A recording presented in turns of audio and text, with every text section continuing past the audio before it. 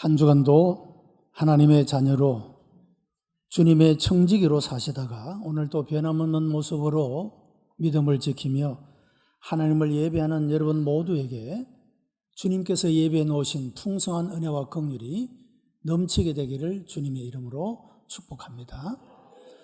오늘 말씀의 제목은 하나님을 기억하라입니다. 우리가 무언가를 기억할 때 우리의 삶은 더욱더 풍성해지고 견고해지며 좀 더 의미가 있는 삶을 살아갈 수가 있을 것입니다. 메멘토 모리라고 하는 말이 있습니다. 이 말은 죽음을 기억하라 라고 하는 뜻입니다. 우리가 이 땅에서 죽지 않고 살 것 같지만 우리는 언제 죽을지 모르지만 모두가 다 죽음의 존재이다. 죽음의 존재라는 것을 기억하며 살아갈 때 우리는 우리의 삶을 좀 더 겸손하게 살아갈 수가 있고 없어져 버릴 세상을 위해서가 아니라 없어지지 아니할 것들을 바라보며 살아가는 삶으로 우리의 삶이 세워질 수가 있다 말할 수가 있겠습니다. 세계 속에서도 많은 기념관들이 지어져 있지 않습니까? 이 메모리얼 뮤지엄이라고 하는 많은 기념관들이 지어져 있는데 그 기념관들마다 다 나름대로 큰 의미들을 가지고 있습니다. 이스라엘의 마사대에 가면 잊지 못할 귀한 구절이 적혀 있는데 그것은 용서는 하되 잊지는 말자라고 하는 내용입니다. 잔혹한 전쟁을 통하여 사람들을 죽이는 그 비참한 인류의 비극에 대해서 인간의 연약함과 악함을 우리가 용서는 하되 그러나 이런 비극을 다시는 되풀이하지 않기 위해서 잊지는 말아야 한다. 그것도 기념하면서 주는 민족에게 주는 그런 교훈이라고 말할 수가 있을 것입니다. 사람이 살아가면서 힘들고 고통스러운 것을 마음에 아무런 희망이 없다라고 하는 것입니다. 유명한 철학자인 겔 케고르가 지었던 죽음에 이르는 병이라고 하는 그 책에서 절망이야말로 사람을 죽음에 이르게 만드는 병이다 그렇게 이야기를 하고 있습니다. 사람이 힘들고 어려워도 무언가 가질 수 있는 희망이 있다면 그것으로 버티며 견딜 수가 있는데 그것마저 없다고 한다면 그야말로 비참한 인생이 되어질 수밖에 없는 것이 아니겠습니까? 이 낙심이라고 하는 것은 실패한 자에게만 다가오는 것이 아니라 성공한 자에게도 나타나는 현상입니다. 사람이 큰 성공을 거두었는데 그 성공의 목적을 달성했지만 그 달성한 일 자체가 나에게 의미를 주지 못하면 곧바로 성공 후에 허무에 빠지게 되기 때문에 실패만 아니라 성공한 후에도 우리들의 마음에는 이런 낙심과 절망이 찾아올 수가 있다라고 하는 것입니다. 바울 사도는 오늘 본문 1장 8절에서 힘에 지나도록 심한 고생을 받아 살 소망까지 끊어지고 그렇게 고백을 했습니다. 바울이 당했던 육체적 고난은 살 소망까지 끊어진 그런 모습이었다라고 고백하고 있다는 것입니다. 여러분, 사람이 희망을 갖지 못하고 절망하게 되면 그것이 작은 일이든 큰 일이든 사람이 살 소망을 잃어버리게 되는 것은 인생을 가장 불행하게 만드는 일이라고 말할 수가 있을 것입니다. 바울이 행했던 사역은 아주 탁월한 사역들이었지만 그도 우리와 같은 인간이었기 때문에 심한 고생으로 인하여 죽고 싶은 마음을 가질 때가 있었다는 것입니다. 만일 하나님의 부르심과 사람들을 돕고자 하는 마음이 없었다면 아마도 그는 이런 모든 고생의 짐을 벗어버리고 말았을 것입니다. 바울은 고린도에서 교회를 세웠고 1년 반 동안 그곳에서 복음의 사역을 했습니다. 그가 이 고린도 교회를 떠난 이후에 많은 문제들이 이 고린도 교회 안에 나타나게 되어집니다. 이 문제를 해결하기 위하여 그의 제자였던 디모데를 보내었습니다. 그 후에는 고린도 전서라고 하는 편지를 보내어 그들을 교훈했습니다. 그러나 문제가 해결되지 않자 이 바울은 직접 고린도 교회 교인들을 대면하기 위하여 괴로운 심정으로 고린도를 방문하게 되어집니다. 방문한 후에도 문제가 잘 해결되지 않자 다시 디도편으로 엄중한 편지를 보내게 됩니다. 고린도 교회로 인하여 고통하며 낙심하고 있던 중에 디모데를 통하여 문제가 해결되었다고 하는 기쁜 소식을 접하게 됩니다. 이런 상황에서 다시 보낸 편지가 바로 고린도 후서, 오늘 본문의 말씀이 되고 있습니다. 이 고린도 후서의 핵심 단어는 위로와 격려라고 할 수가 있습니다. 이 말은 헬라어로 파라클레시스라고 하는 말입니다. 격려, 권면, 호소, 간청, 위로라고 하는 그런 뜻을 가지고 있습니다. 바울은 많은 시련을 겪었지만 하나님의 은혜로 오히려 위로가 넘치는 이런 편지를 쓸 수가 있었던 것입니다. 바울이 고난과 시련을 이긴 비결은 바로 하나님 때문이었다고 하는 것입니다. 낙심되어 포기하고 싶을 때 그의 생각의 중심을 자신에게가 아니라 하나님에게로 옮겼습니다. 그때 비로소 그 자신이 겪었던 이 고난의 의미를 알게 되었고 고통의 가치를 발견하게 되었을 뿐만 아니라 하나님이 주시는 놀라운 위로를 받을 수가 있었다고 하는 것입니다. 바울은 오늘 본문을 통하여 하나님은 나에게 어떤 분이신가에 대해서 말씀하고 있습니다. 바울은 찬양으로 편지를 시작합니다. 자신이 처한 환경은 노래할 만한 상황이 아니었습니다. 그러나 이 모든 환경을 다스리시는 하나님을 생각하면 찬양할 수가 있었다고 하는 것입니다. 바울은 모든 절망과 낙심을 이길 수 있는 요소 가운데 하나가 찬양임을 깨달았다고 하는 것입니다. 여러분, 우리의 삶이 무언가 답답하고 침체되고 우리의 삶이 무언가 낙심될 때 여러분 억지로라도 찬송가를 불러보시기를 바랍니다. 그러면 우리의 마음이 어디로부터인가 힘을 얻어서 그 어두운 마음들이 사라지게 되고 밝은 마음이 내 마음에 채워지게 되고 무언가 알지 못하는 그 힘이 내 속으로부터 역사하고 있는 것을 경험할 수 있게 되는 것입니다. 찬송 생활에는 놀라운 권능이 나타난다라고 하는 것입니다.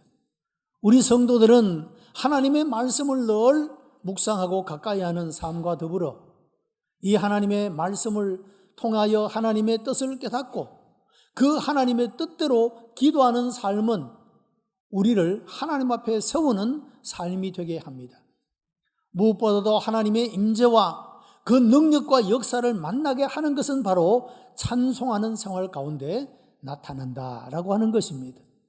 여러분, 이런 놀라운 하나님의 은혜의 역사에 대한 경험들이 여러분의 삶의 구석구석을 통하여 나타나게 되기를 주님의 이름으로 축복합니다.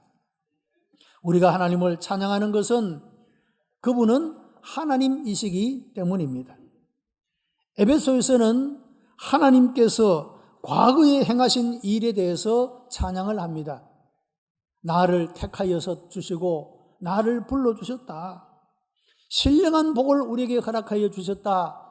하나님이 과거에 우리에게 주신 은혜들을 인하여 찬송을 하고 베로도 전서에서는 장차 주어질 그 영광스러운 산 소망을 인하여 하나님께 찬송하는 내용이 나타나고 있습니다. 여러분, 우리 성도들이 가지는 소망은 하나님 나라의 영광입니다. 그것은 헛된 꿈이 아니라 반드시 이루어질 살아있는 소망이라고 하는 것입니다. 이와 같이 미래에 우리에게 주어질 산 소망을 인하여 하나님을 찬양했다. 그리고 오늘 본문 고린도 후서에서는 현재에 주시는 하나님의 은혜로 인하여 하나님께서 우리에게 베푸시는 일, 바로 나의 삶의 현장 속에서 이루시는 그 일을 인하여 하나님께 감사하고 찬양하는 내용을 담고 있습니다. 우리가 과거와 현재와 미래를 기억하고 생각하면서 하나님이 주신 은혜를 인하여 하나님을 찬송하는 하나님의 백성들이 되시기를 바랍니다. 또한 그분은 우리 주 예수 그리스도의 아버지가 되시기 때문입니다. 여러분, 우리는 창조주 하나님을 아버지라고 부릅니다. 그렇게 부를 수 있는 일은 예수 그리스도를 통하여 우리가 하나님을 아버지라 부를 수 있는 자녀의 자격을 얻었기 때문이라고 하는 것입니다. 하나님은 나의 아버지가 되시는 분이십니다. 우리는 하나님의 지극한 사랑을 받는 사람이기 때문에 우리에게 닥치는 시련이 있다고 하더라도 그 모든 것들을 보시고 아시고 도우시는, 그리고 건져내시는 하나님이 계시기 때문에, 그분은 우리의 아버지시기 때문에 우리가 하나님을 찬양할 수 있게 된다라고 하는 것입니다. 여러분, 우리가 비록 시련을 당할 수는 있어도 그 시련 때문에 결단코 망하게 버려두지 아니하신다고 하는 것입니다. 또한 그분은 자비의 아버지이시기 때문입니다. 여러분, 마귀를 가리켜 거짓의 압이다 그렇게 말합니다. 이 압이라고 하는 것은 근원을 말하고 있는 것입니다. 하나님을 자비의 아버지시다라고 말하는 것은 모든 자비가 하나님께로부터 온다, 그런 뜻을 가지고 있습니다. 하나님은 우리가 받아 누릴 수 없는 것들을 은혜로서 우리들에게 누리게 하시고, 또한 긍휼로서 우리가 마땅히 받아야 할 보응을 받지 않게 하십니다. 하나님은 자비의 아버지이시다. 이런 하나님의 은혜와 긍휼이 우리 모두에게 있게 되기를 바랍니다. 또한 그분은 모든 위로의 하나님이시기 때문에 우리는 그 주님을 찬양해야 합니다. 위로라는 말은 본문에서 10번이나 반복되고 있는 말입니다. 이 파라클레시스라고 하는 말은 성령을 표시하는 말이 파라클레토스라는 말인데, 옆에서 도우는 분, 이라고 하는 뜻입니다. 여러분, 성경에 보면 바나바라고 하는 사람이 나오는데 그 이름이 위로자라고 하는 별명을 가지고 있습니다. 이분은 초대교회 사람들에게 유명한 사람이 되었습니다. 그가 잘 할 수 있었던, 그가 받았던 은사는 사람들 곁에서 사람들을 위로하는 그런 은사를 받았고, 그 일을 통하여 위로자라는 별명을 가지게 되었다고 하는 것입니다. 여러분, 성령님은 우리 곁에서 우리와 함께 계시면서 우리를 격려하시고 위로하시고 도와주시는 분이라고 말씀하고 있습니다. 하나님은 위로의 하나님이시고, 성령님은 위로의 성령님이시고, 예수님은 세상 끝날까지 우리와 함께 하시는 그런 분이시라고 말씀하고 있는 것입니다. 여러분, 하나님은 때로 다른 사람으로 하여금 우리를 위로하게 하시는 그런 모습을 우리가 발견하게 됩니다. 어려운 상황에 처할 때 믿음을 가지고 하나님을 바라보고 하나님께서 나와 함께 계심을 확신하면서 우리 모두가 하나님을 찬양하는 하나님의 사람들이 되시기를 바랍니다. 두 번째 주시는 교훈은 하나님은 나를 위하여 어떤 일을 하시는가 하는 것입니다. 여러분, 하나님께서는 우리들에게 시련이 닥치는 것을 허락하십니다. 여러분, 이 말만 들으면 섭섭할지 모릅니다. 그런데 하나님이 우리에게 시련을 허용하신다라고 하는 것은 또 다른 면에서는 하나님은 그 모든 것들을 다스리시고 주장하시는 주인이 되신다고 하는 사실을 내포하고 있다는 것입니다. 우리에게 허락되어진 모든 시련과 고통을 다 없이 할 수 있는 능력의 주님이시라는 그런 뜻이 나타나 있고 내포되어 있는 그런 말씀이라고 하는 것입니다. 하나님은 우리에게 고난을 허락하시지만 이 모든 환난을 다스리고 계시고 그 고난 가운데서 우리를 위로해 주시는 분이라고 하는 것입니다. 여러분, 사도 바울은 살 소망까지 끊어지는 극심한 고난을 당했지만 그 일로 망하지 않았습니다. 죽지 않았습니다. 그는 하나님의 놀라운 위로로서 지켜주시는 그 은혜를 경험하게 된 것입니다. 하나님은 우리로 하여금 시련을 이기게 하십니다. 여러분, 시련은 인간이라는 존재가 얼마나 빈약하고 연약한 존재인가를 깨닫게 해줍니다. 그리고 하나님을 의지할 수밖에 없는 존재임을 고백하게 하시는 것입니다. 또한 하나님은 우리를 시련에서 건지십니다. 여러분, 바울은 언제나 도우시는 손길로 바울과 함께하고 건지시고 채우시고 역사하시는 이런 은혜를 경험했다라고 하는 것입니다. 여러분, 하나님의 도우심은 바울의 믿음과 기도하는 성도들의 믿음에 대한 응답으로 나타난 것입니다.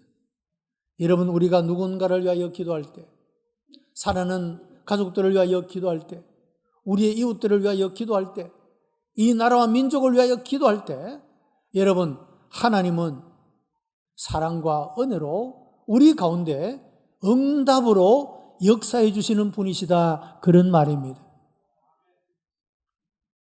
지금 평창 동계올림픽이 잘 진행되고 있습니다.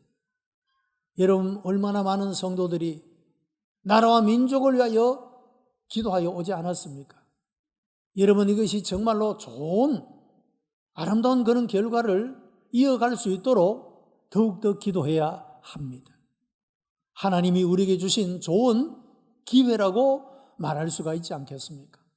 이 한반도에 일어나고 있는 위기와 긴장의 모든 것들을 풀어낼 수 있는 좋은 기회라고 말할 수가 있지 않겠습니까? 하나님은 성도들이 드리는 기도를, 그 믿음의 기도를 반드시 응답해 주시고, 그리고 이런 응답을 통하여 영광을 받으시는 분이라고 하는 것입니다. 고난은 우리의 믿음을 성장시키며 기도의 삶을 더욱더 견고하게 해주시는 것입니다. 시련 가운데 있을 때 하나님께서 옆에 계셔서 우리를 도우시고 역사하고 계신다는 사실을 기억하는 여러분들이 되시기를 바랍니다. 세 번째는 하나님은 나를 통하여 어떤 일을 하시는가 하는 교훈입니다. 고난이 닥칠 때 자신만 생각하고 다른 사람은 잊어버리는 경향이 있습니다. 시련을 당한 사람은 다른 사람이 시련에 빠질 때 도울 수 있는 그런 사람이 됩니다.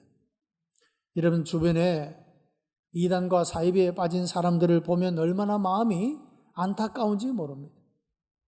그들은 잘 알지 못하여 미혹을 당하여 자신의 영혼을 파괴하고 가정을 파괴하고 사회를 파괴할 수 있는 그 위험성을 모르고 유혹을 받습니다. 여러분, 이런 것에 빠졌다가 돌아온 사람들은 그런 미혹에 빠진 사람들을 보면 너무도 마음이 안타까워서 자기 일처럼 여러분 그렇게 돕는 사역을 하는 그런 모습들을 볼 수가 있지 않습니까? 내가 그런 고통과 고난을 겪어보니 이것이 얼마나 아픈 것이며 이것이 얼마나 힘든 것이며 괴로운 것인가를 알기 때문에 그런 가운데 있는 자를 능히 도울 수 있는 그런 사람이 될 수가 있다라고 하는 것입니다. 여러분, 그래서 우리가 겪는 아픔과 고난은 무의미한 것이 아니라 그런 일을 겪는 누군가를 도울 수 있는 힘을, 지혜를 얻게 하는 것이 될 수가 있다라고 하는 것입니다. 인생의 삶은 언제나 역전될 가능성이 있습니다. 고린도 교회 신자들도 지금은 시련을 받고 있지만 하나님의 은혜를 받아서 또 누군가가 어느 교회가 자신들과 같은 문제를 극복하지 못하고 그 일로 인하여 분쟁하고 다투고 고통하는 그런 누군가를 이런 시련을 통하여 배우게 되고 누군가를 도울 수 있는 사람으로 세워질 수가 있다라고 하는 것입니다. 우리가 만일 끝까지 참고 인내한다면 하나님의 위로가 반드시 함께 할 것입니다. 여러분, 우리가 고난과 역경 가운데서도 우리의 믿음을 견지하고 있다는 자체가 우리가 믿음의 사람이라는 것에 대한 증거가 되는 것입니다. 하나님께서 우리를 위하여 예배하신 것을 받을 수 있도록 준비시키기 위하여 그 하나님의 계획 가운데는 고난도 포함되어 있을 수가 있다는 것입니다. 고난이 커지면 하나님의 은혜도 더욱 커집니다. 우리도 필요할 때마다 하나님의 도우심을 받습니다. 여러분, 우리가 매일의 삶 가운데서 경험하는 하나님의 은혜는 우리로 하여금 경건한 성품을 가지게 만들고 이 경건한 성품은 환난을 참고 견디며 그 모든 환경 속에서도 하나님을 찬송하며 하나님의 영광에 이르도록 이끌어준다라고 하는 사실입니다. 여러분, 하나님의 작은 은혜가 우리들의 삶으로 하여금 이런 선순환의 역사를 일으킨다는 사실을 믿으시기를 바랍니다.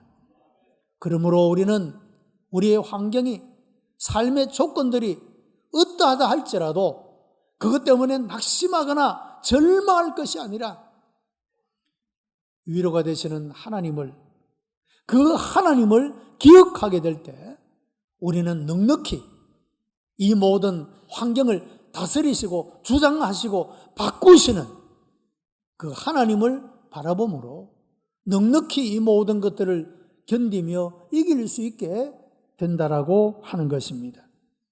중요한 것은 생각의 중심이 자신이 아닌 하나님께로 고정하는 것입니다. 하나님은 자비와 위로의 하나님이십니다. 하나님은 시련이 유익이 되고 영광이 되도록 역사하십니다. 중요한 것은 그때까지 견디는 것입니다.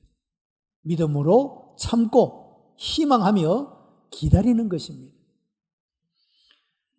하나님은 다른 사람들에게 또한 위로자가 되도록 시련 당한 자를 사용하신다는 사실을 기억하고, 여러분, 하나님을 기억하며 우리가 이런 하나님의 선하고 위대하신 놀라운 일들, 하나님은 어떤 분이시며 그분은 우리를 위하여 무슨 일을 행하셨으며 우리를 통하여 어떤 일을 하기를 원하시는지를 깨닫고 하나님을 기억하며 한 주간도 승리하는 삶을 살아가는 복된 여러분들이 다 되시기를 주님의 이름으로 축복합니다. 기도하십시다. 은혜가 풍성한 하나님, 감사와 찬송과 영광을 하나님 앞에 올려드립니다. 우리를 사랑하시어 하나님의 자녀를 삼으시고 우리가 때때로 부족하며 연약할지라도 우리를 버려두지 아니하시고 오늘도 여전히 이 자리에 있게 하여 주시니 감사하옵나이다. 아버지 하나님, 하나님의 놀라운 권능과 자비와 그 크신 긍휼이 오늘도 예배하는 모든 이들 가운데 함께 하시고 우리의 삶의 구석구석에서 이런 하나님의 역사를 경험하게 하시고 은혜 위에 굳게 서는 하나님의 백성들 되게 하여 주시옵소서. 구주 예수 그리스도의 이름으로 기도드리옵나이다. 아멘.